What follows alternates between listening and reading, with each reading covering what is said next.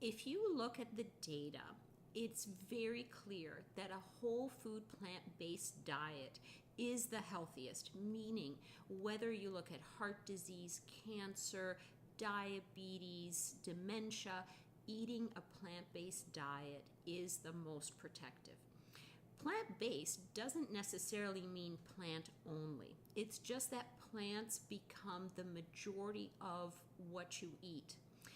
The Tsimane tribe, is that tribe in Bolivia that has the cleanest heart arteries documented, they are hunter-gatherers, so they actually do eat some meat. Now, 25% of their calories comes from meat and 75% comes from plants. But if you think about that from a volumetric perspective, meat and animal-based products actually end up being quite small minority of what these individuals consume. 100 calories of beef is about this big. 100 calories of lettuce is about this big. So what ends up on your plate actually is, from a proportion perspective, far more over on the vegetarian end of the spectrum. I'm not a vegan. I don't demand that my patients are vegans, but I do try to eat more plants whenever I have the chance.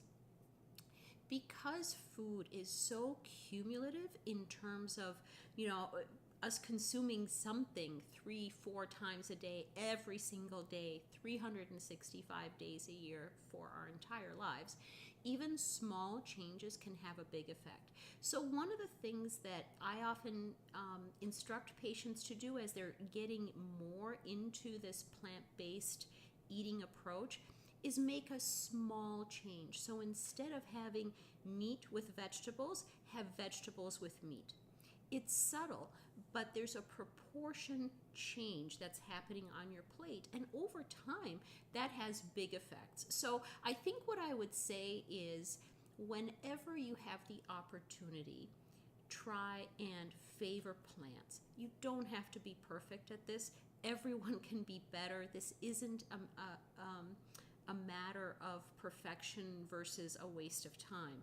It is, again, just moving on the spectrum towards a more plant-based eating system or approach, and you will be rewarded on multiple levels.